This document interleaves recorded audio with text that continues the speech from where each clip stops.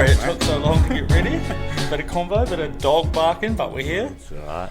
Well, this is me mate Duane from Face Up. How would you really explain the app? I'd explain the app as a preventative measure for a variety of different issues that kids face, and not only kids, also can be implemented into industry as well. But it's basically a reaction from what we see in the digital era now, that we're so disconnected, and then we've got all these problems that are arising from various different sources. Namely, I'll look at kids because that's where I'm aiming the application and platform at the moment. So the platform at the moment is aimed towards schools. So we basically implement a platform which is a web-based and app-based platform where a student, a teacher, a parent, a co-worker, or even a friend outside of the school could actually see someone having an issue and then basically report it. So it goes directly to the right area, rather than having to find out the steps and stages and having to go through the rigmarole of actually finding who to actually approach. Yeah, rightio. For the problem that it could be. So I mean, we target heaps of different issues. So we can target things like bullying, cyberbullying, abuse, drug abuse, mental illness, suicidal tendencies. And are all these different categories on the app? Well, the app itself is basically a private messaging app. So it can be used in different ways. So kind of like Tinder. Yeah, Tinder for problems. Yeah. No, fair enough. So who's running the base of this private messaging app? Who are you messaging? So you'll be messaging whoever the corporation, or say for example the school, actually allows the administration side of it. So for example, if you have it in a school, you'd probably have people like your counsellors, you'd have people like your principals, and basically your sort of your counsellor and the people that are sort of more employed to look at relationships and health and well-being of the kids, and even the parents and students as well. Oh, really? So it's within the community. Yeah. So you can centralise it. So it's basically not a decentralised application at the moment. So at the moment we basically give it to a school, and it's centralised to that school. Yeah. So they'll be the only ones that have access. So they to control that part of it. They control it. Yeah. They have total control over it. Oh, yeah. That's a. We can't even see the reports that are getting made. We can't even see who. Is it encrypted? Good question. Yeah. We can find those answers out later. Yeah, I haven't got an IT background. Yeah. I mean, most of my, I suppose, the technical side of what I've learned is from the last 3 years, which has been involved in Bitcoin and cryptocurrencies and stuff. So it's the rabbit hole that never stops. Yeah, it goes up and down and in and out. Yeah. Oh, rightio. I didn't understand that side of it. I thought that it was people that wanted to talk or whatever were having problems at school, were getting bullied, and they were talking to, say, a computer or someone that's there just to help. I didn't realise it was, because it becomes more personal, really, doesn't it, when you're talking to someone from your school? Like you know that person, so you can relate to what they're going through, where it's coming from and whatnot. Whereas if it's a bit more open than that, it's like, oh, you can bully by some kid that I don't even know. And I mean, I suppose you can look at it in different ways as well. You can organise it so you've got those people which you already have in schools. Yeah, you already have counsellors. You already have people that are implemented there to look after the health and well-being of kids, whether it's their mental health, whether it's their physical health, whether it's the health of of them being at school. It's already implemented. There's already some sort of foundation in place. But what we find is that the foundations that are in place don't necessarily work. Yeah. I mean, little Johnny isn't really inclined to go up and speak to the counsellor when he sees his mate getting pummeled in the playground. Yeah, he's more inclined to take out his phone and film it and then whack it on social media later on when he gets home from school. That is definitely a massive downside of it all now, because everyone's doing it for the likes. Yeah, definitely. But yeah, all right. But do you find that it's more because they can, because you can do this messaging privately. Yeah. So you don't have to be seen going to the student counsellor Yeah. or, you know. I think that's probably one of the biggest fears of anyone that sees anything, whether it's a form of bullying, whether it's your friends taking drugs, or it's you sticking your hand up and saying, hey, like, this kid's in trouble, my friend's in trouble, or that person's doing something that I know that they shouldn't be doing because they're going to end up down a roller coaster that they're probably not going to come back from. Yeah, rightio. So it's pretty much a snitch. yeah. I mean, it is.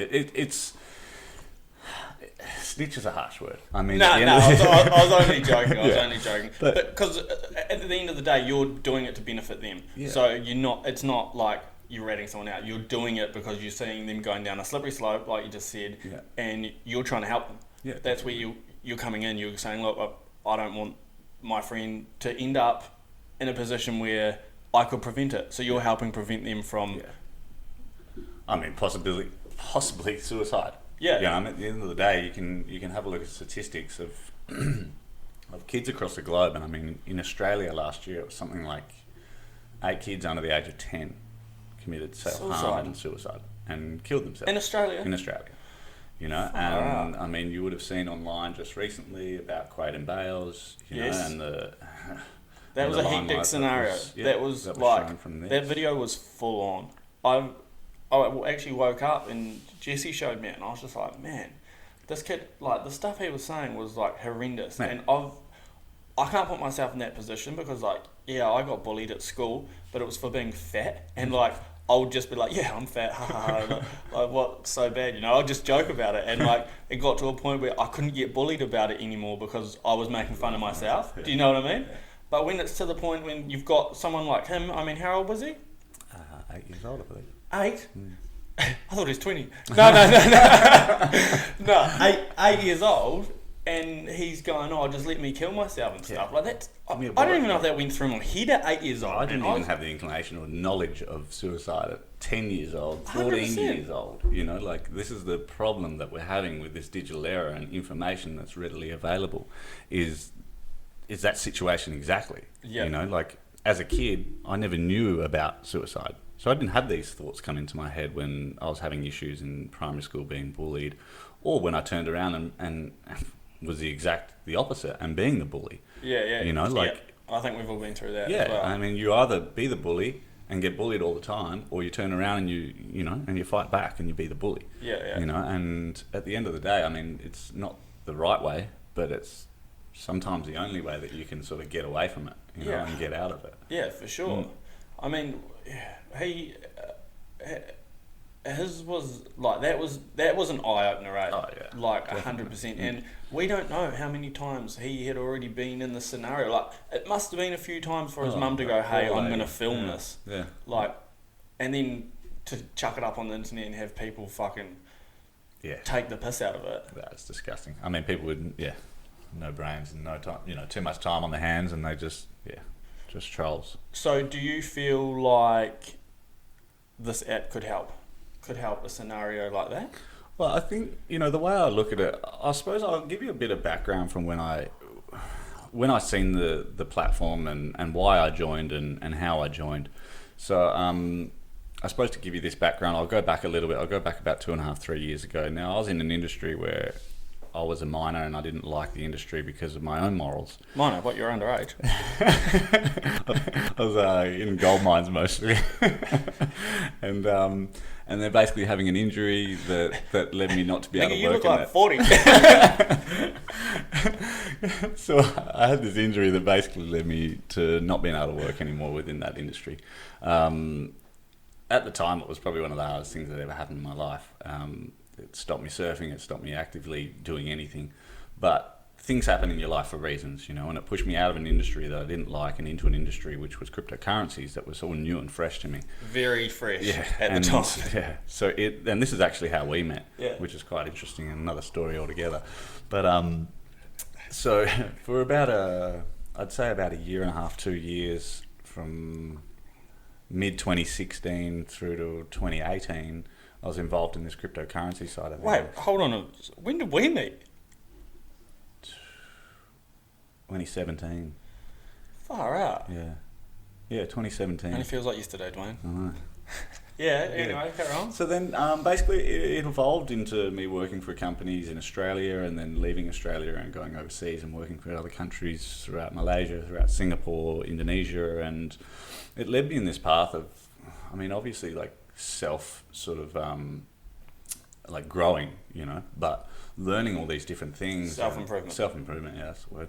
I'm happy actually. So you got my back. And then basically when I had a company that was a consulting company out of Singapore, and we were working with startups, and I was in this, actually one of the biggest tech conferences in Southeast Asia in Singapore, and I just seen these young kids that were at a booth telling me about their platform, which is FaceUp, and said that they'd like to... How old are these kids? When they developed it, they were 17. 17, and this is when 17. you would met them? I met them when they were 18. Oh, Yeah, really? 18 or 19, yeah. Yeah, but these kids are definitely like this whole platform is a product from their own experience and heartache. You know, these kids were bullied at school. They were if they ever see this, there's no discrimination whatsoever. I'm not being a bully or anything, but they were the geeky kids. You know, they were the kids. Just a descriptive word. Yeah, they were the kids that sat down at their computer that, you know, as a child when I was in school, we would have picked on. You know, so I can understand how they got hammered at school and, you know, the things that they probably had to deal with, which would have been hectic and harsh and, you know. 100%, bro. When you're a kid, like, I look back on being a kid sometimes and, like, things that you don't think are going to affect anyone back then and you're just joking around or whatnot. Even there's sometimes, bro, that I look back and I'm like, man, I was a fucking knob. Straight out, like, rude as. Yeah. I wouldn't do that anymore. Like, I think you grow up and understand, like, that it's just it's different. Do you know what I mean? Like, I don't know. Back in the day, it's just like you think it's funny and you're like, oh yeah, you're joking around with your mates. Oh, and it's like, man, that is like, if we can teach kids that before they get to 27, like me, and realise, oh, that's not cool. But that comes down to morals, life experience, and all these different things. You know, like, I mean, as a kid, you're not. You know, the world's your oyster, as they say, you know, and you don't really think about these things that are going to affect other people. All you think about is, like, for me, when I was a kid, it was skating.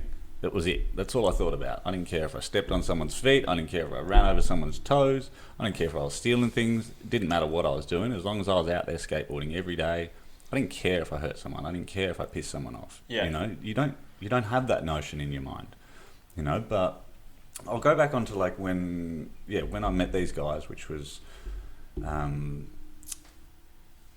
actually it probably would have been 2018, mid 2018, 2019, and they asked for some help and basically said that they'd want some doors opened up in Australia. They knew that that's where I was from, and I said, yeah, look, you know, you guys are running an amazing program. Anything I can do to help, be more than happy. So I started opening up a few doors and sending them some networks that I knew, some people that I knew. One thing led to another, and they turned around and just emailed me and said, we want you to be the country manager. The role entailed me basically developing the whole rollout strategy, the business plan, how it's going to get funded, and how we're actually going to break it down into a business, because they own the corporation, they own the business out of Czech, and they want this to go worldwide. So at the moment it's in about 16 different countries. So where did it originate? In Czech, in Prague. All right. Yeah.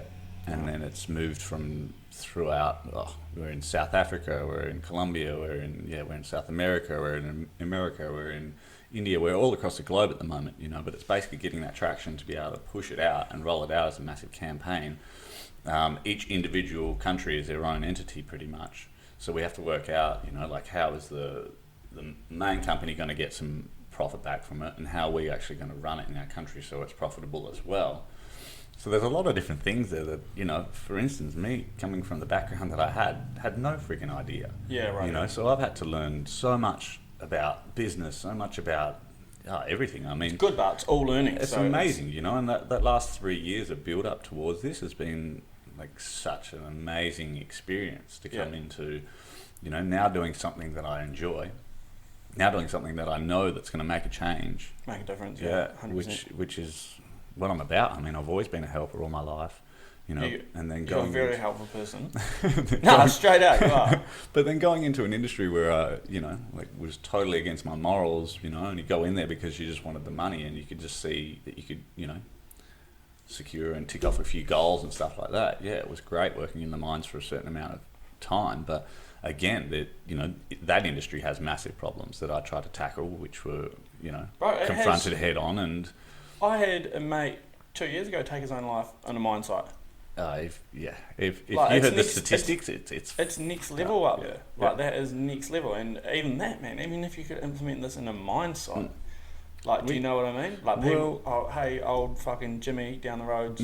Like I know he's been a bit like down on himself. Like someone come talk to him, because I could imagine up there, bro. It would be. No one gives a fuck. It would be great. I mean? Yeah, I mean, I'll probably give you a little rundown of how it worked. I mean, I'd been in the industry for 7 years. You know, I'd seen at one site alone we had 3 deaths within the span of 3 years.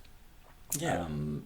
You know, one was a close friend that I'd worked with for 3 years that took his own life. Another one that was a pit boss that managed the whole crew that was nice as pie that ended up accidentally killing a guy on site and then got interrogated for 3 days. And I mean, the whole process of it it's near on inhumane.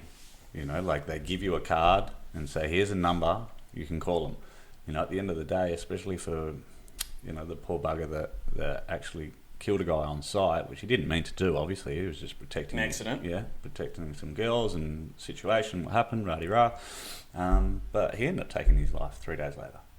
You know, like there's nothing implemented in these situations, in these industries, to protect people against their own destructive behaviour, you know? Yeah. And then when you're in an industry which you're totally isolated from your whole way of life, your friends, your family, your loved ones, your everything, like it starts compounding. 100%, because you're so secluded. Yeah. You've got nothing. You've got nothing to work with, and everything's just eating at you. Yeah, 9 times out of 10, you're surrounded by a bunch of dipshits who hate the world, who, you know, are all negative, and this is all you hear. Yeah.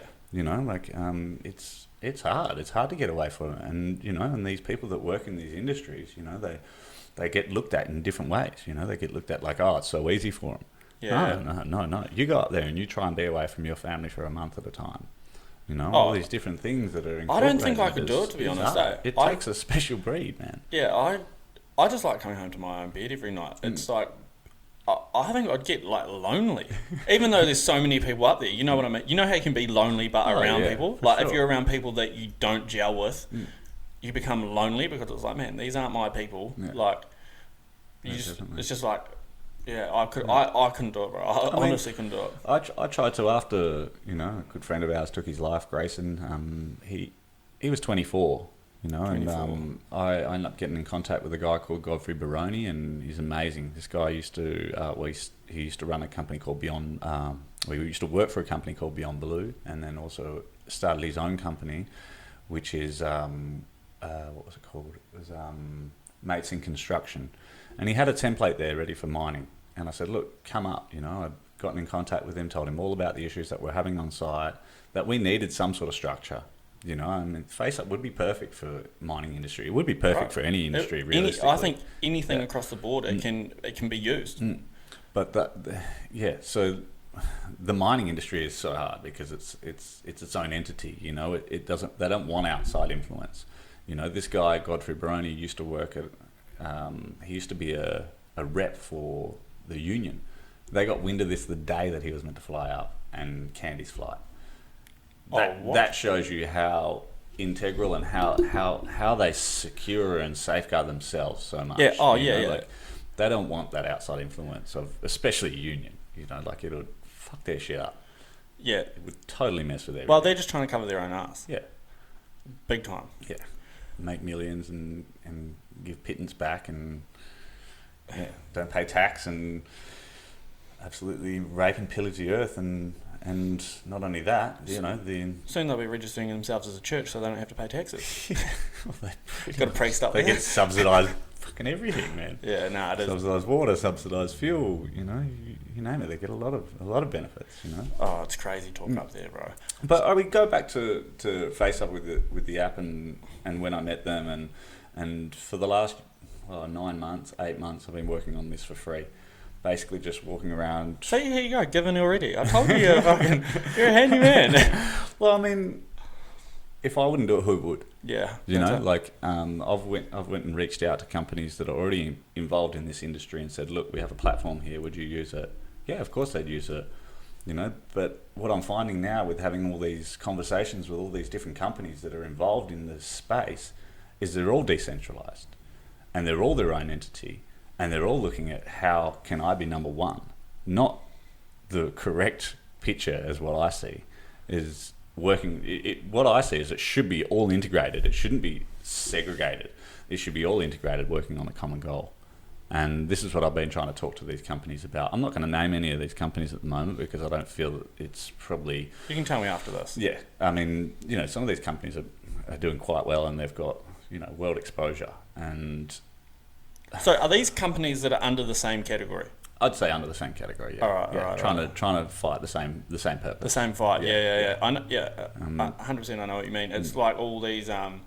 ones with like World Vision and all that sort of stuff, they're all trying to fight the same thing but from different avenues, and it's like, why would you not just make one charity? Exactly. I mean, at the end of the day, like it looks to me like they're all trying to, you know, get pole position, and it's not because of the underlying fact that they want to help. It's because they can be number one and they can make money. Yeah, that's and it's, for my vision, it's not right. You know, for World Vision, it's not right. Yeah, totally. You know, like, I mean, why would I work for a company that, you know, I mean, push aside everything that it does. Why would I work for anyone and not want to get paid?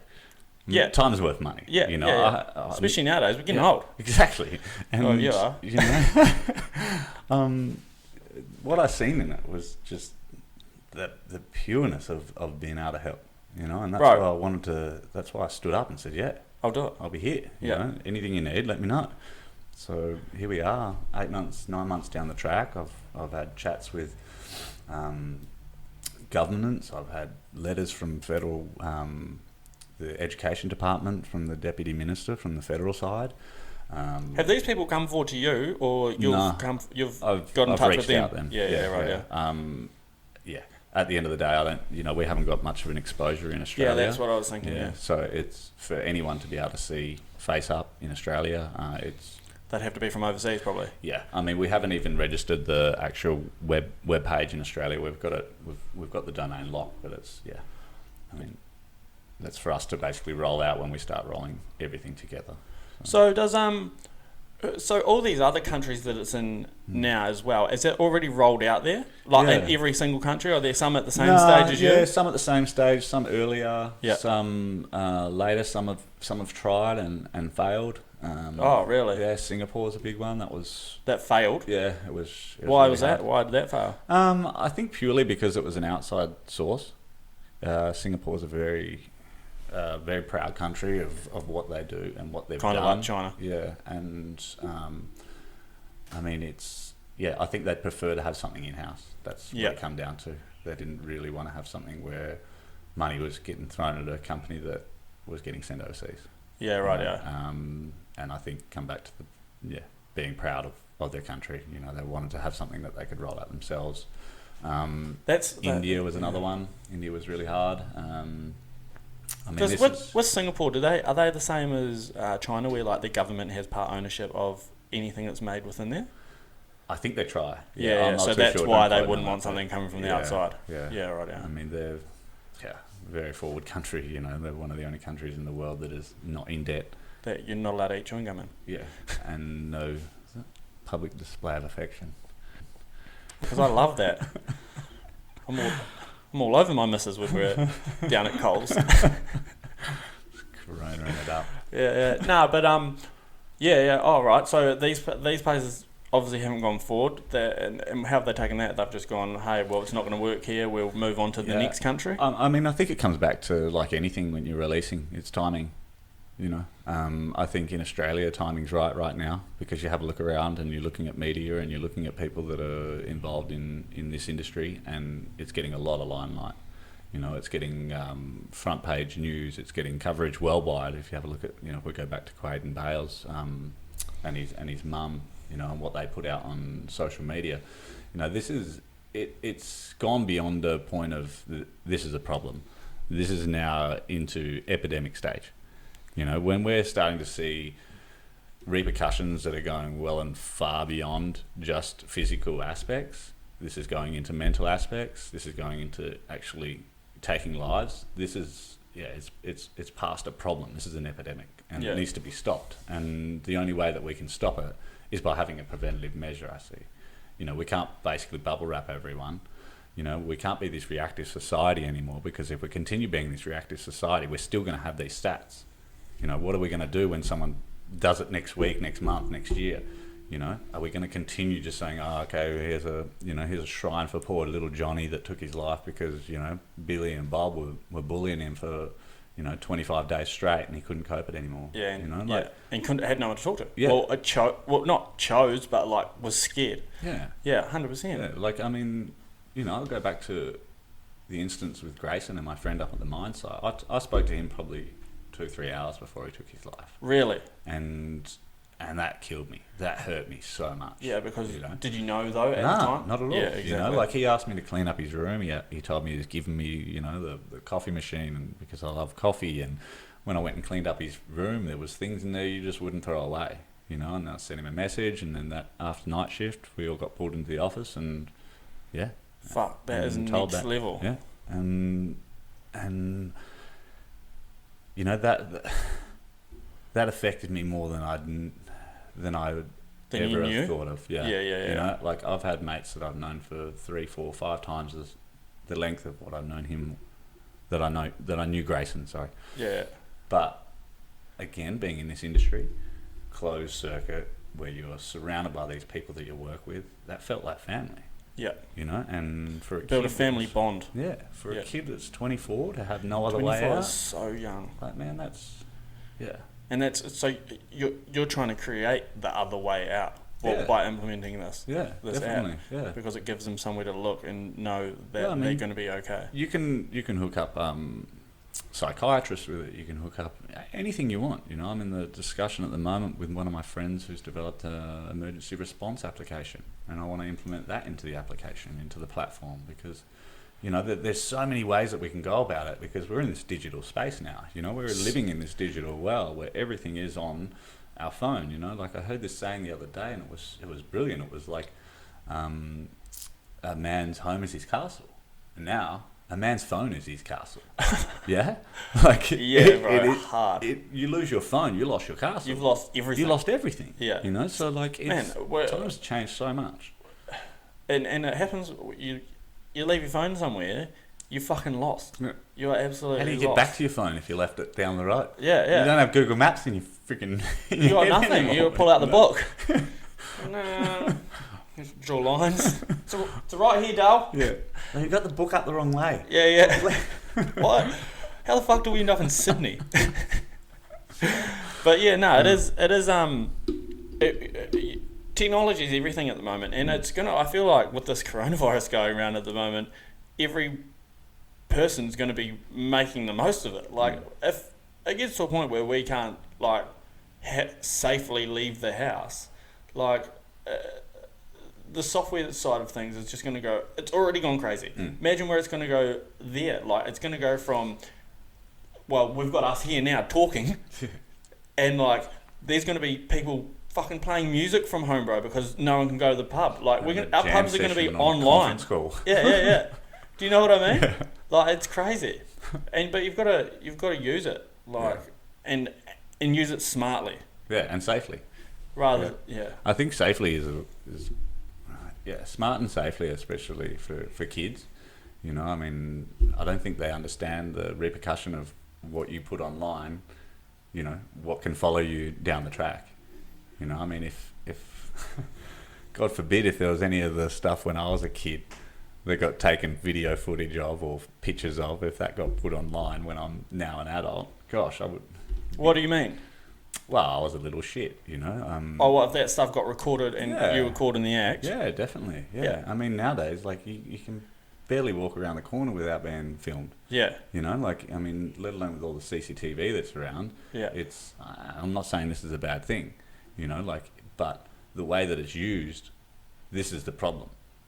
You know, the way that the data's used is the issue. You know, kids don't understand that if they're taking a photo of themselves, whether it's a nude shot, whether it's a normal shot, it doesn't matter. If it's put online, it's going to be online.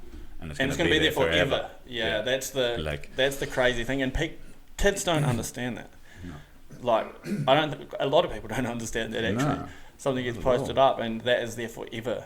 Unless you are one snazzy motherfucker. And who's that guy of American Pie? Is it American Pie? The Napster? Or is that the Italian job? Napster. And he like hacks everything. Unless you're the Napster, then you're not safe. Do you know what I mean? Once you've made that decision and you've posted something up, like, you better have wanted to post that shit up. Oh, yeah. It better be a family photo. Well, it better be PG rated at least. Yeah, for sure. But so what's the go? You're I know you're flying over east on Sunday. Yeah. If you can get out of here. here. If I can get out of here, yeah. I mean, Australia, please don't shut your domestic borders. If not, I'll be skateboarding over and going over in the car. Pick me up. Give me electric longboard. But no, so I'm going over. I've organised to have a meeting with Yuraka Bales, which is Quaden's mother. Yeah. And that was the child that was all over social media the other month. They got bullied. Yeah, hard. And basically what we at Face Up have decided to do is actually give Quaden's school a 3-year subscription to the platform. Awesome. Yeah, nice. So I'm going to meet up with her to talk to her about how the platform works, find out what school Quaden's in, and then potentially go down to the school. Yeah, you'll have to go. To them, go through the whole procedure, But I do really want to go down there and just hear his story and just see if there's any advice that I can give over. It'd be good to have a chat to him because everything gets so misconstrued through the news and stuff, and you get so much more information from someone, person to person, like we are now, or whatnot, because it's all, at the end of the day, if you haven't heard it through your ears, it's all hearsay. So what, you're going to go down there, have a yarn to his mum, hopefully, well, you'll probably see Quaden too. Yeah, it'd be cool. And then where do you go from there? Will they implement that straight away? I mean, probably get there, school's going to be shut down in 6 months, so you get away with that half a year membership. So it's, I mean, with everything that's going on at the moment, I suppose with coronavirus, I suppose you can look at it in a couple of lights, You can look at it in a bad way, saying that, there's all these businesses and shops and stuff like that are going to be shut down and I'm not going to be able to work. Or, okay, this is actually going to give everyone time to reflect on what's going on and they'll have some time to be able to talk.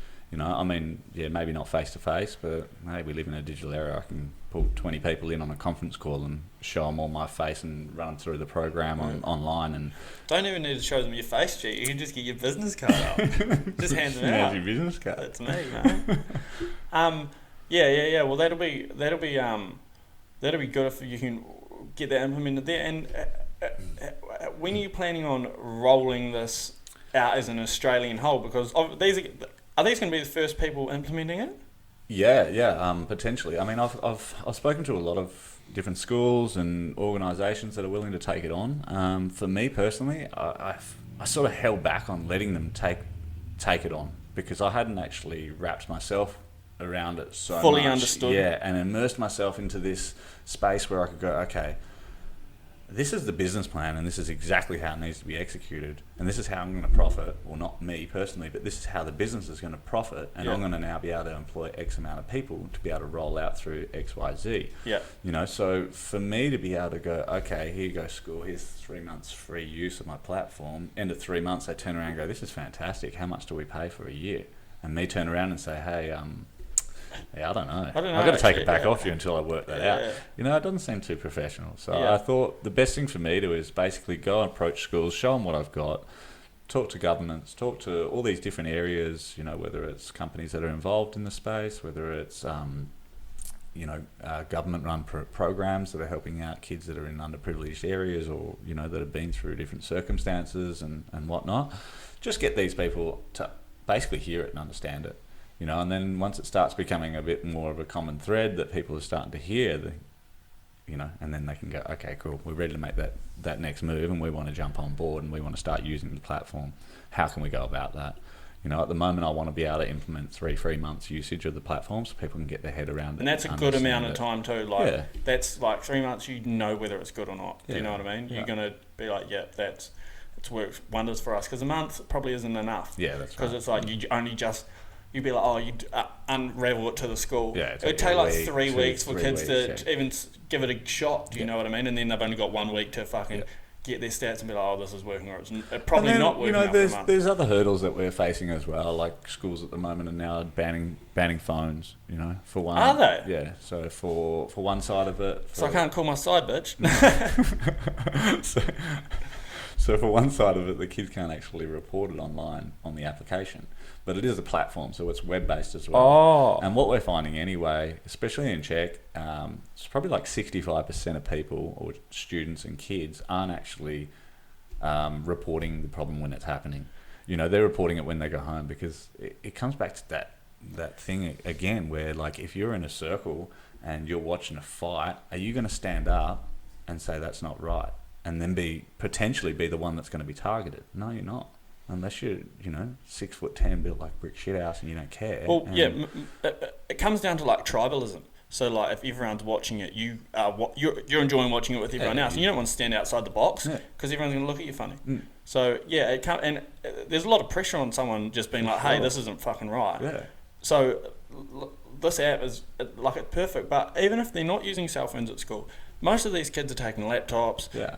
iPads. That's right. You can still download these apps onto that, so I think that's going to be fine. Oh, you just actually just go online to the website. Yeah. You don't even need to download the app onto your phone. You can just go online. So it's app based, so you can download it onto your phone and your tablet, and then it's also web based, so you can just www. So it's accessible to everyone. Everyone. Yeah. Because everyone's got can get access to a computer. Yeah, for sure. I mean, you go through shopping centres nowadays. You go through the libraries, free access. Everywhere's giving away free Wi-Fi. I use the libraries all the time, mate. I go down there and send my invoices out at the libraries, bro. Go down there, just like in my own zone. It's quiet. It's nice. I go down there, save my invoices up every week, and go down there and shoot them out. Even though I've got a laptop here, it's enjoyable. It's just different. It's like going to pay for your bills instead of paying them online. Going down the post office. I do that. That's what I do. Because I like that interaction. Same, bro. I love human interaction, bro. I love it. Like, I honestly can't get enough of it. And that's the same sort of thing with the library, bro. I'm surrounded there by people I wouldn't usually surround myself with. So I'll go put myself in there, even though I'm not talking to them. It's just a completely different vibe, bro, than what I'm used to. So like, I like doing, like, getting out of, like, I don't know if it's my comfort zone, but like just experience. Normal routine. Yeah. To just like put myself in there and be like, oh yeah, I can go to the library if I want. So you're going to come surfing next week then? Yeah, bro, I'm fucking, what, am I the surfboard? We'll go down Margie's. Yeah, we'll go down there. They're my type of people, bro. They're the people around Margaret River, Bustleton and stuff. They're my type of people. They're like a spitting image of Wanaka. Like, that place is Wanaka, but of Western Australia. West Australia, Wanaka. It's crazy. It's actually crazy, bro. When I go down there, I feel like I'm at home. Nice. Especially Margaret River. Like, I love that place. Oh, well, that's good. Are you also gonna because obviously you're gonna go. You're over there for a couple months, aren't you? Yeah, I mean, for a detox. My life's pretty hectic at the moment. I'm sort of all over the place, but with coronavirus and what's happened with travel bans, I've plonked myself back in Australia for a few months. Yeah. So over Christmas, December through to January, I thought you were talking about this Christmas coming up. No. Well, fucking hell, mate, it's only March. Calm down. So already got my ham out. Christmas gone. I was based out on the boat that I've got an investment in, which is a surf charter boat, surf dive, fishing charter boat based out of Indonesia. So yeah, living a double lifetime. Oh, you gotta have. I've got to have these. You know, it's nice. It's so you're balance. Exactly, like, bro. It's balance. You know, I've got a job there that, I mean, now you all know that I don't get paid for, but I enjoy doing. Yeah. You know, but then I've got a job or an investment there that, again, I don't get paid for. This isn't fucking working for me. but I enjoy doing. Yeah. You know, because it's all about surfing. It's all about, like, this lifestyle of being on a boat. Basically, you've set yourself around enjoyment. Yeah. And that's what you've done. Enjoyment and help. So, as far as, are you going to hit any other schools up over there? Yeah, definitely. So you're just that's your main focus over there, is you're going to go around and try bring in other schools? Ideally, I would love to have some interns. So, Yeah. I mean... So if you're listening... Yeah, so if you're listening, interns... get amongst it. You would like to help out with this amazing cause. I mean, one day we might get paid. Yeah. Just not today. Yeah. But, no, I mean, realistically, I feel that if this saved one kid's life, that would be enough payment for me for life. Yeah. You know, I don't need squalls of money. Yeah. You know, I need a roof over my head, a surfboard under my arm, and a whale up, and a fishing reel in the other. And a fishing reel in the other, yeah. But, yeah, I mean, it's just nice to be able to give back, you know. I suppose I've been quite fortunate, you know, even through the unfortunate circumstance that I had in the mining industry and my leaving of that industry. But it showed me a new way, you know, and it gave me a new lease on life that I never had before. You know, I mean, you didn't know me before, but if you knew me before... No, I didn't know you before. So if you knew me while I was in that mining sector, you know, like it was... I was a meathead. Yeah, I was just cruising through life, you know? Yeah. Like you just, like, you don't really have too much of a worry because you're earning all this good money. You've got so much money, yeah, nothing's an issue. Yeah. Just do what you want, when you want. You're invincible. Yeah, but it's not good. Yeah. You know, you end up living by this lifestyle, which, I mean, I ended up doing after 6-7 years, you know? I never said I would, but it's hard to get away from. Yeah. You know, I mean... Just try to keep to that. Sorry. Yeah, that's better, mate. You've got a nice voice, so get it up in there. You always sound weird in these things, eh? I always feel like I've got to... Fuck, you reckon you sound weird? You just see what you look like on the camera, G. You look fucking weird. Thanks, and that's sponsored by the bullying app. No, I'm just joking. And that's all we've got for today. Yeah. Nah, yeah. Well, I mean, we've covered a lot of this face up. So from here, I want to hit your other side with this with your boat. Okay. What's going on over there? Because you are basically living a double life. You've split yourself over these two things. One, which is obviously a very serious matter, which is the face up. Yeah. Face up, and then the other one, which is your surfing ship. Like, yeah. Fill us in. So it's handle on Instagram's indosurfaris.co. Indosurf what? Aris, ARIS.co. Yeah, I can link it. Yeah, you can Google that up. Yeah. Look it up on Get Instagram and Facebook and all those social platforms. Yeah. But it's brand new boat. The boat was built in Bira in Sulawesi. Took a little over 10 months to build. When did this start? So this would have started probably late 2018 it started. Alrighty. So a couple of friends of mine had owned a boat prior. They sold it and then decided they wanted to build their own boat. Basically 8 months into running the operation of build, they come into a bit of money trouble and hit me up to try and find some investors. I basically ran around with some pitches for different surf companies and different high net worth investors that might be interested to actually invest in a lifestyle investment rather than something that you're going to make squillions of dollars on. So I was really looking at the surf industry and surfers alike, and then basically I hit a couple of brick walls. A couple of guys were yes, a couple of guys were no, one was on the fence, and I ended up just hitting up a friend of mine that was Bali based, runs Indo-Eye photography, brilliant photographer, really nice guy, and just said, look, do you want to get halves in it? We had an amazing opportunity to really put together a contract that was in our favour because of the situation with the friends of ours that were building, So we put together a contract that was highly beneficial in our favour, and and then just basically we launched the boat in the end of November last year. Took it straight up to North Maluku, which is Halmahera, and you are talking gibberish to me.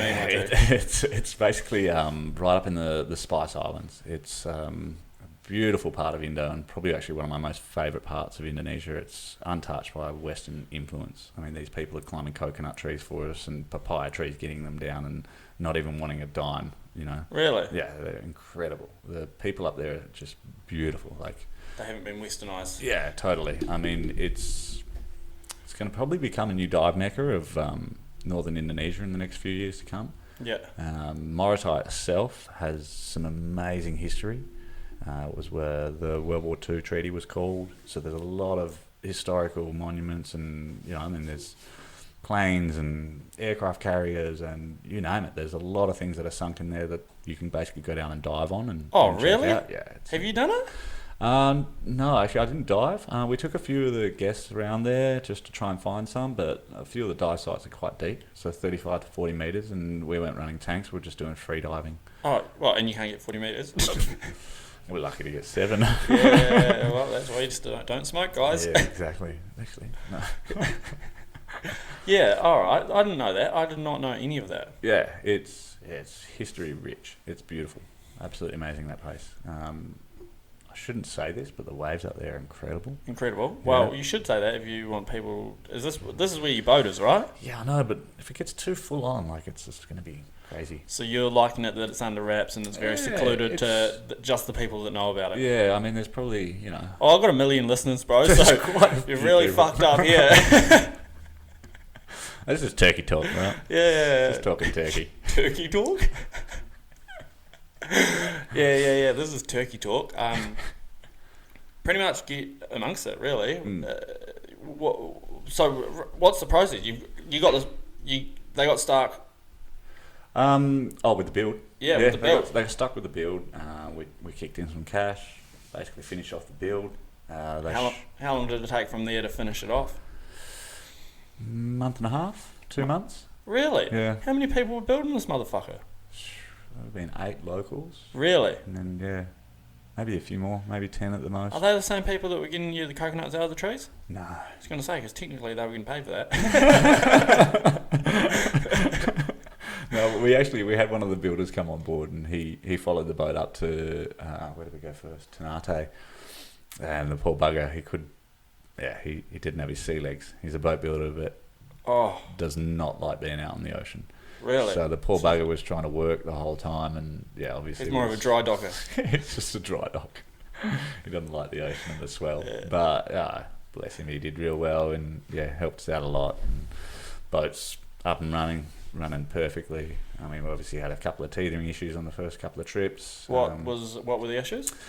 So at one point we had the rudder is this hydraulic arm. Hold on a minute. Is this your first time you went out? Yeah. And did you have a full boat? Yeah. Well, we had a charter booked. Yeah, we had a bunch of friends that come on. Give us some clients. numbers. What sort of numbers are you running on this? So we had 5 clients come on. We had a couple that run a business in Bali called BGS. Good friends of ours come on board, and then they brought 3 friends on. Doing a few plugs here, mate. And it's only 5 per episode. And so they at least you get premium. Yeah. I'm gonna pay for that though. That's what he didn't tell you. Yeah. So I've got. So then they brought 3 of their friends over. Yeah. And we had we have the chief engineer, we have the captain, first mate, cook, 2 deckhands. So we have 6 all up. 6 staff. That's 7, isn't it? No, we have 6 staff all up. All right. Yeah, 2 deckhands, first mate, cook and chef, yeah. And then so we had the 5 guests. Engineer, chef, deckhand. Yeah, 6. Oh, yeah, sorry about that. 6. And accounting skills. Yeah. It's a bit early. And then the 5 guests, and then 3 of us as well. So it's all 3 of the owners. So how many does that work out all up? So we had 3. You got enough hands for that? 14 people. 14 people on this boat, and how many people does this boat hold? Oh, so down the galley we have 4 bedrooms. 1 bedroom has 4 bunks, and then 2 bedrooms are identical with a twin bed, and then 2 bunks. So there's 12 people. Yeah. Then the second top deck, we have 4 master bedrooms, which are all double beds, all en-suited with their own toilets. So there's another 8, so there's 20. Yeah.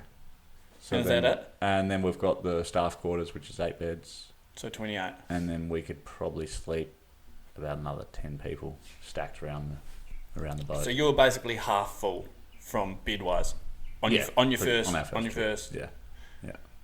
All right, and so it went well, but It went well, but a couple of hiccups. We were a day late getting up to Ternate. that's not much of an issue. No, mind you though, when people are paying $1,300 to $1,500 US or $1,300 to $1,700 US a trip, it becomes an issue. Did you not just give them an extra day? No, it's hard to work like that. Oh. Yeah, because they've organised all flights and everything like that. So it's really True. Logistically. So they've it's only a come nightmare over just for that. for that trip. Yeah. Fuck. So That then- gives you that. Yeah, you Yeah. can't really. You can't really fuck with the time schedule. No. Yeah. So the timetable is pretty much set, and then depending on weather and waves and all the rest of it is sort of where you allocate your time to and where you're driving the boat to and surfing and fishing and diving and so forth. Yeah.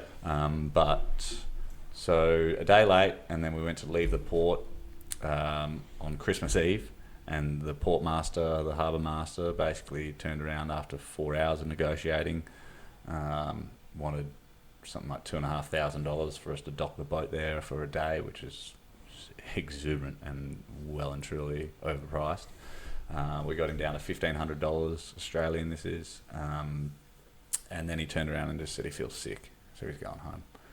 And it organised us to go and meet him at the office at 6 a.m. on Christmas Day.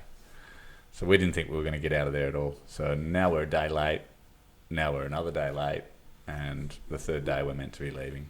Finally, he gets to the office about 10 a.m. and then gives us the okay to go, and we head off. But yeah, so the first trip we had... Was he faking a sickie? Mate, it's so corrupt, it's political, it's... the corruption's either in their back pocket or it's in the government's back pocket. Yeah. So, I mean, even with fuel, you've got to have an agent up there to purchase your fuel. Fuel prices are around 8,500 rupiah for diesel, which is 85 cents basically. We get it for around $1.15. So you can see the hike up that they just chuck on it just for that. Yeah. Because they're running commercial business, and this is fair, like I don't have an issue with it at all. The issues that I have is with people bartering on prices that should be fixed. Yeah. But it's comes with the territory. You know what you're getting into when you Do you have people bartering with your price? Yeah, all the time. Really? We have people, Instagram influencers, message you and say, "Hey, I'll promote it or I'll whatever. promote it. Give us a free trip." Yeah, I mean that can benefit, but I feel like your business is going to promote itself because it's so unique. Yeah. Are there many other people out there doing this sort of thing? Oh yeah. Yeah. In definitely. the same region, but In that area, no. But mind you, we won't be able to charter a full year in that area. We get a window of about 3 to 4 months up in that area, and then we have to move the boat. So Basically. will you go to another spot? Or will you just dry dock it? Yeah, no. So we've moved the boat down to Komodo at the moment. So it's down near Komodo Island, and it's just getting moved around the corner to Lombok. So it's going to be basically based out of there because of what's happened with the coronavirus. We've had to really reshuffle our business plan. So originally we were circumnavigating the whole of Indonesia for this first year. So we're running from northern Maluku, we're running all the way down to Sulawesi, to Sumbawa, and then running all the way around the west, southwest, and western coasts of all the Indonesian archipelago, all the way up to basically Banda Aceh, and then we're coming back. It's like you're talking a whole different language to me right now. Okay. Geographically speaking. Yeah. But now with what's going on, we've had to close a couple of charters due to health reasons. We don't want to basically, put the health of our employees at risk, and also people that are coming in. You've got to take into account that people, when we book a boat, it's not you and 10 mates usually. We've got people from all around the world coming in for a charter. You could have 2 people from America, 2 people from Japan, 2 people from Bali, 2 people from Oz. Crossbreeding. Everywhere, and you don't know what's going on. So for us, realistically, we just said, look, it's safer and it's easier for us just to basically leave the boat down in Lombok, and we'll just run day tours for Komodo and party boat tours and stuff like that. So yeah, party boats. I mean the boat is epic. Is it? Yeah, I haven't seen anything like it on the ocean. Really? Yeah, it's a Panisi that's been completely just torn apart and made into their own customised boat. I mean, it's about an 82 foot. It's probably a bit over 80 foot. All wood, made out of white teak and this wood I'd never even heard of called ironwood. Oh yeah, I've heard of that. Yeah, which is the most strongest wood and freaking heavy too. Is that what they call ironwood? Yeah. And then they've got this whole process. Where does that timber come from? I'm pretty sure that's based out of Sulawesi. Yeah. And then they've got So to it's treat local. it for It's a all local year. timber. All local timber, yeah. Yeah. And I mean the craftsmanship of these guys. I mean, if you Bro, I know how insane. they pull off like some of the stuff they pull off for like what like their resources or what they have is just crazy, eh? Like they're like almost very like artistic. Oh man, we were in that dock in the shortest amount of time. Like that boat that got built. So quick. Bro, I remember we were told there was boats that were there for 16 months that were only half finished. I remember talking to you about it because when you were like first had jumped on the bandwagon of trying to get investors on it, and you were talking to me, and I was like, oh, that's so dope. And then it was like, yeah, like you say, like 8 months later, and you're like, yeah, it's built. I was like, what? What? Like, you fucking for real? Like that? It's a toy boat. It's a yeah. You like put it in your bath with you? Or Yeah, what? yeah, it's one of those ones in like a wee wine bottle. You like build the ship inside of it. Probably would take me 8 months Jeez, to do one of them. Dwayne, that's looking really good. And I was blown away, bro, by like how quick that had happened, and I didn't like that wouldn't happen that quick over here, bro. No. Like ship just wouldn't happen that quick. Wouldn't happen that quick. No. No, not at all. Yeah, but it did, and I mean it's incredible. So how many times have you taken this bad boy out on? So are they 3-day trips? No. So we do 10 to 12 day trips. 10 to 12? Yeah. Bloody hell. So guests are on board for 10, 11 nights usually. Yeah, and anywhere from 5 guests to 14. Yeah. So then you can imagine when we've got 14 guests on board and we've got 6 staff, and then we've got another 2 or 3 of us that are owners that are making sure that the operation's running smoothly. That's a packed boat. So there are times when you're on the boat, are you helping out, or you're just on board, or? Yeah, no, I'm helping out with heaps of things. Anything and everything. Anything that needs you help. know me, so I'll get my hands dirty. I don't mind whatever it is. So I'm in the kitchen helping my mate cook. I'm off the back of the boat, throwing lines out to get ready to fish, to catch fish, and helping. You're just floating around, pretty much helping people with what they helping need. the boys, move guests from the big boat out to the break. I'm taking them out in the tender. I'm going land trips to get provisions. I'm fuel runs. We're doing everything. Yeah, nice. Well, these other 2 times everything's gone smooth. Yeah, I mean we had a couple of little fuck ups. Yeah, I mean, just stuff that's bound to happen. Yeah, I mean one was pretty scary. We're going through this little corridor in between Morotai and this other little island called Rail, and the depths out there are incredible. It could be 20 meters offshore and it's 200-300 meters deep.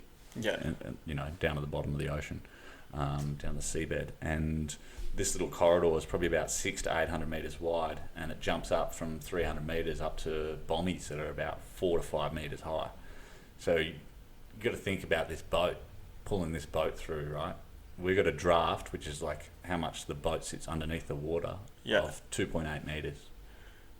So wait, so the water sits underneath. I mean, the boat sits under the water 2.8 meters. Yeah, or 2.2, something like that. But basically, we've got about a 3 meter berth that we can fit. Yeah. And as we were going through the gates of hell, we basically lost the bottom of the boat. No, we lost our steering. One of the bolts on the linkages. Yeah, a bolt on the hydraulic arm for the steering. Yeah, basically for the rudder snapped.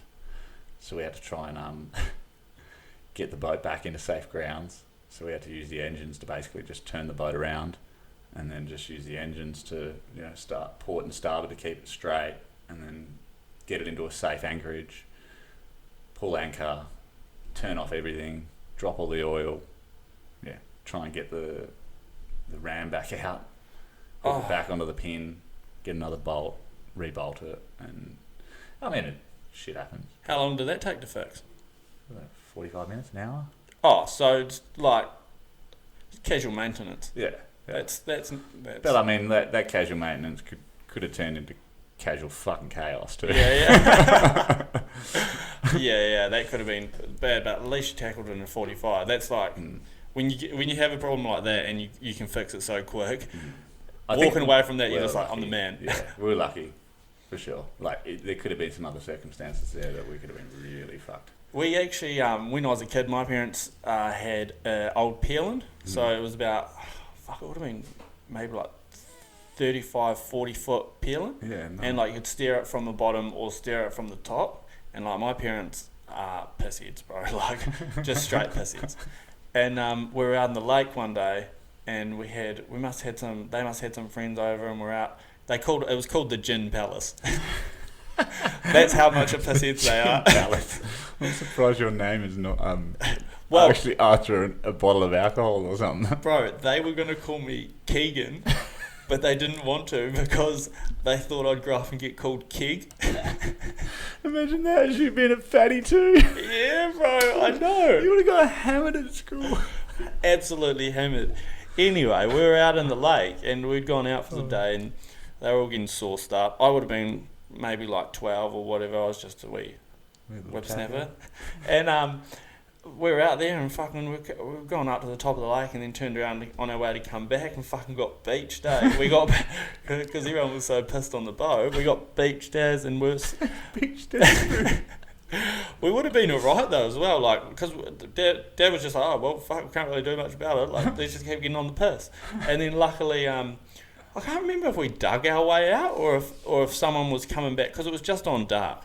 So this is in summer, dark in Wanaca's 9 o'clock at night. Oh, okay. So we were, I can't remember if we got dug out or we got towed out by someone, but yeah, I'm alive to tell the tale. But fuck, it was, bro, at the time I was just like, this is why you don't drink and drive, Dad. Yeah. This is. Well, yeah. We got a little tender, a little 4.5 metre tender, and a couple of little experiences of that. Coming into the shoreline and the same thing again actually with the steering column fell apart, and we got two little twin 40 horsepowers on the back, and we got no steering. Two what? 40s? 40s, yeah. Are they on the back of this little, is it a tinny? Yeah, fiberglass. Yeah. And so we lost all steering and there was waves coming in as well. So it was hectic. We just had to steer the whole thing with the arms, and yeah, it was crazy. But we're lucky. How big is this boat? Which one? The tender? The big boat. So it's 25 metres. 25 metres, so what's that, 50 foot? 80. 80? Yeah. Far out. Yeah, and then 5 metres wide. Fucking and then you've got the underbelly, so you've got one floor underneath the hull, or in the hull, and then you've got the saloon, which is your eating area, your kitchen, laundry, and also at the back you've got a marlin deck, and where we store all the surfboards and dive gear and fishing gear and stuff like that. Yeah, like a wet area. Yeah, and then engine rooms underneath all that, and then next floor up you've got all the master rooms and the helm, and also the quarters for the staff, and then on top we've got another top deck as well. So it's almost So four it's stories? 4 stories pretty much. Yeah. So it's a high rise. Yeah, it's a high rise. That's pretty big, eh? Yeah, it's amazing. That's pretty cool to be involved with. Yeah. Not many people can tick that one off the old resume. No, and to be honest, I didn't think I was going to either. I wasn't. Did really... you have doubts? Yeah, definitely, yeah, for sure. You still do. Yeah. At the end of the day, should I have fucking done this? Yeah, it's money out. With nothing really coming back in. Yeah. We've got a good contract. I can tell you all about it later on. You can see how we've safeguarded ourselves. Yeah. But at the end of the day, I still look at it as a lifestyle investment. You know, if I don't reap my money back on it, I want to make sure that I do 3 trips a year to make my money's worth how much I spend. So, are you? How many investors do you say there are? 4. So yeah, there's 4. And are you guys all going out on each trip? No. So we've got one of the owners. He's pretty much the mastermind behind Is it. your back all good? Yeah, it's not too bad. Yeah. He's pretty much like one of the masterminds behind it all with design and so forth. He's had to actually take up on another job because of what's going on. Because we basically lost 5 charters coming into this season from coronavirus. So this is why we've had to drop back and we've had to go on, okay, we really have to redesign what we're doing over the next 5-6 months, until everything starts to sort of pan out and we know what really is happening with travel and all the rest of it. Yeah. But yeah, so we've got we'll basically every trip will always have one of the investors on board. Yeah. Just but it's it's not like rotated or anything, Nah. or it's just whoever wants to go out. It's just whoever's basically available. Yeah. I mean, I went on those first 3 charters because they'd never been up into that area, so they didn't have a clue of what they were going. What they were just Captain going Jack Sparrow over here. So we went up and I showed them all the anchorage that we used, all the surf breaks that we surfed. We even found breaks that I'd never surfed before. I mean, it was incredible. We seen coconut crabs hatching. We camped on beaches. Whoa! Hold on a minute here. What is a coconut crab? Coconut crabs. These are amazing, man. These crabs, they grow huge. You can get these coconut crabs. No that way. are massive, dude. Yeah. Are they only from that area? No, you get coconut crabs all around the world, like in certain tropical areas. Yeah. Yeah, definitely. Sorry. Definitely. No, you're right. Definitely. In the Maluku area, this is one of their claim to fames up there. But Yeah. it needs to be run in a sustainable way. They like eating these things. Oh. And they're exporting it as well. Oh. So That's where we fuck up. I know. We get all these nice animals that taste good, look good. You could be friends with these motherfuckers. And then we just go and we just obsess with them and just take them out and then they're extinct and it's can't do anything about it now. I mean, I was reading articles of this area and you look at the formation of the ground under the water and you're like, man, there's going to be so much fish out here. And don't get me wrong, I've seen huge schools of fish, yellowfin, tuna, all sorts of stuff. Caught some amazing fish up there as well. But then went to, go real deep and start trying to find some fish that are in the 200, 300, 400 metre mark. And it was barren. Nothing there. Nothing at all. And then I start reading these articles all about the Maluku area and that they'd overfished all these demersable fish. Yeah. And this is why they're actually fishing the yellowfin tuna. So the yellowfin was actually their byproduct catch that they didn't even really want to go catch. They just had to because there was nothing else there. Exactly. And now these yellowfins are freaking amazing. We bought a yellowfin, a 40 kilo yellowfin off a local up there for $120 Australian.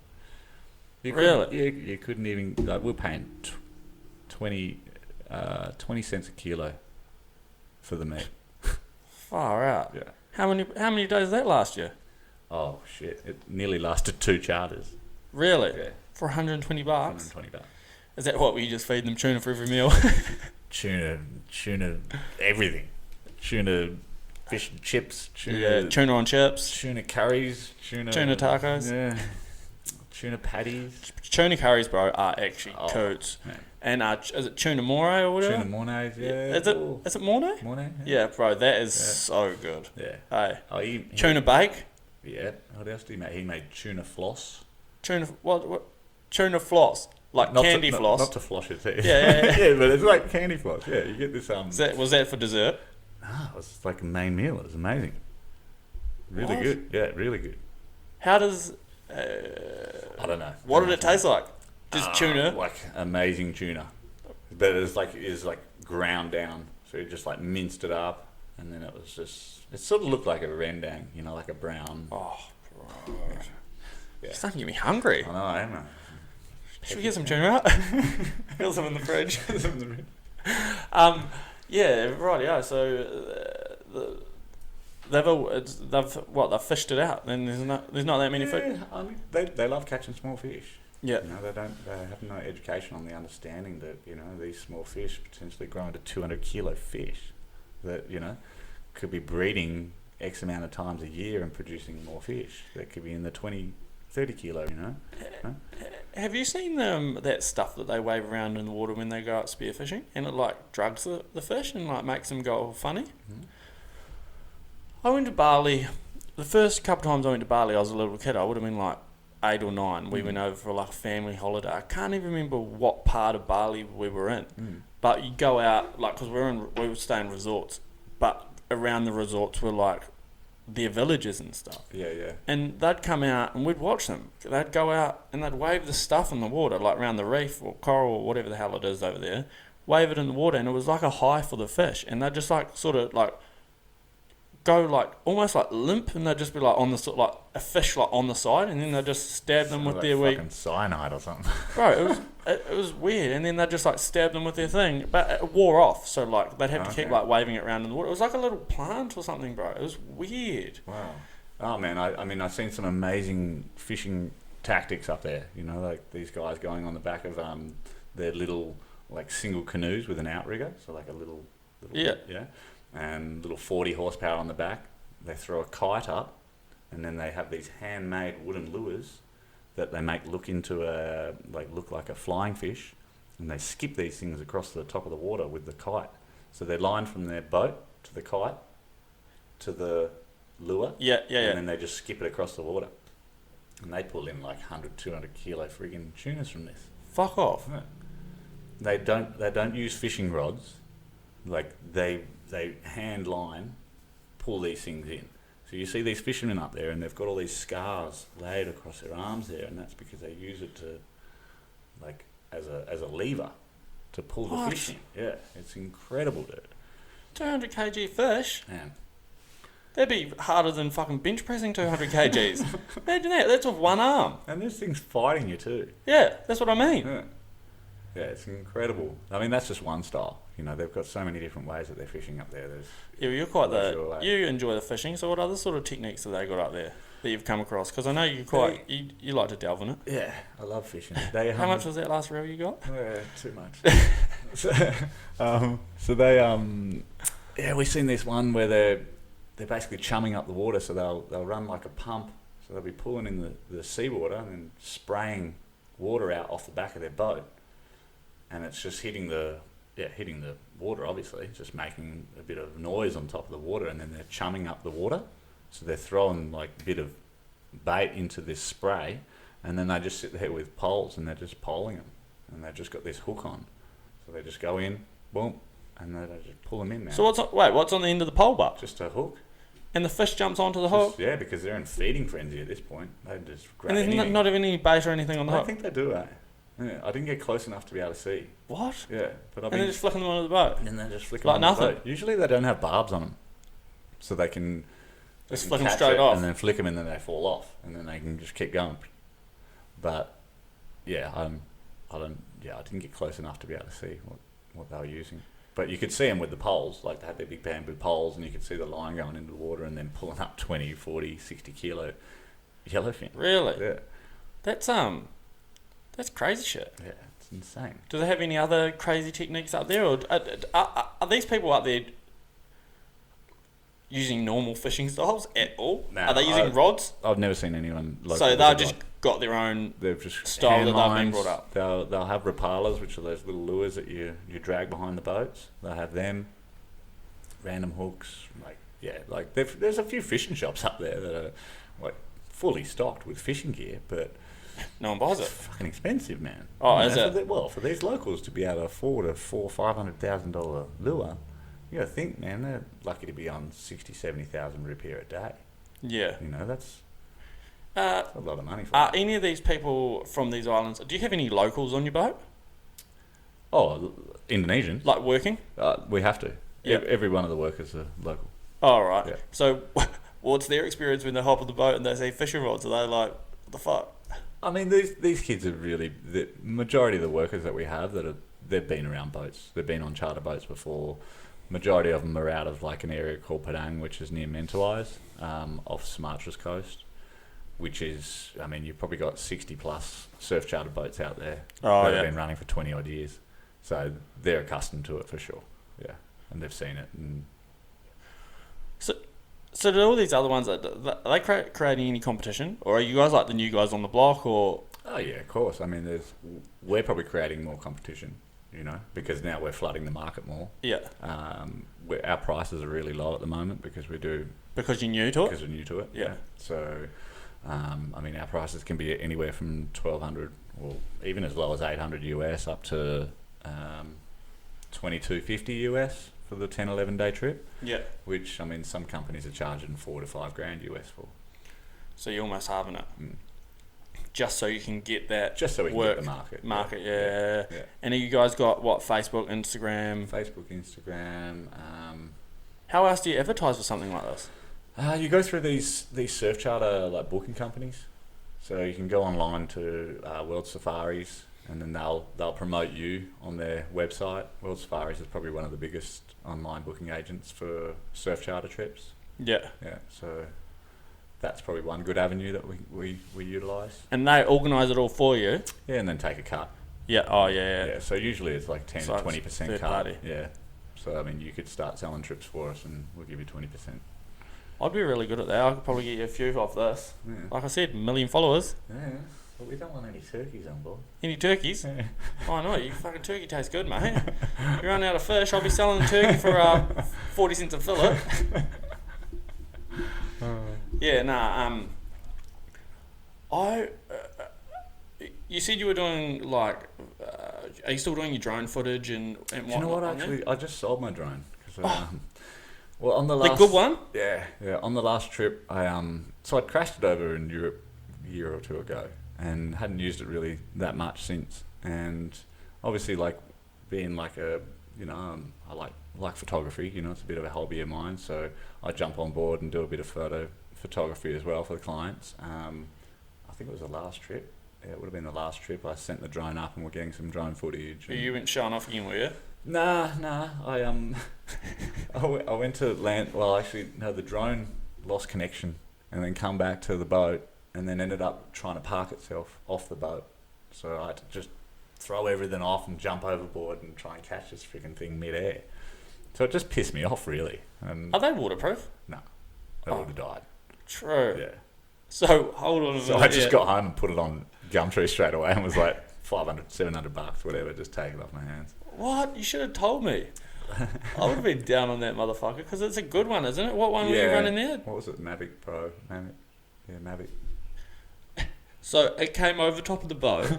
Yeah, and then went a little bit past. Boat, and then tried to land. Mm. And what? Like you jumped off the end of the boat trying to catch it as if it was like the golden Quidditch. I should have taken the fishing hook, the net. Oh, bro, that would have That would been. have been classic. Yeah, but I basically, because with those drones, you can either mark, and this is my fuck up. I should have remembered. I should have marked the controller as the return to home point instead of the point of GPS. So location. you sold it over your fuck up. Oh, it was crashed anyway. It had its day. Yeah. I'd have my fun with it, you know. I mean, I wasn't using it that much. It just took up room in my house, and I don't know. You're over it. Yeah. You had enough. It wasn't listening to you. Nah. I know. It's like someone stops listening to you. Fuck it. I'm not gonna be friends with you anymore. Exactly. Just get rid of them. Yeah. Get in the fucking basement. Your dog's not listening to me anymore either. Her Rima. Yeah. Is she not? Well, it's because China comes over and China's so dominant, bro. Rima will come up and just like try cuddle you. As soon as you start petting her, China's just like, like straight in there. No, it's crazy. It's like no one else can have attention but her. So are you going to run us through how you buggered your back, mate? Because I know you've been having some back issues lately, and the story is a good one. So we were on the boat on the last trip, and I think I've got like a young mind and an old body now. Yeah. You haven't grown up. Everyone was just jumping off the boat to go surfing, and I was like, yeah, that's a great idea. And so I jumped on the front of the boat and threw my surfboard in and waited for a swell line to hit, and jumped off the boat and got ejected, over-rotated a dive, and just scorpioned myself flat back on the water. So it's sort of, with my previous back injury, I think it just lit everything up. So I come straight back to Oz and just started doing some rehab, and so I've just been in the... I can picture you, bro, being like, everyone jumping in, and you're like, yeah. Watch this, guys! Yeah. And then like, not even voicing anything, just going in like, Mr. Cool, and you've hit it, you've jumped at the wrong point, and as soon as you've left the boat, you've thought to yourself, why the fuck have I done this for? It just asked It's our like heart. at that point he knew he Yeah, fucked yeah. up. It's like I got to the peak of the jump and I was way over rotated and I was like, oh yeah, this is gonna hurt. I'm not going to be able to go back on this one. Did anyone jump in to try help you?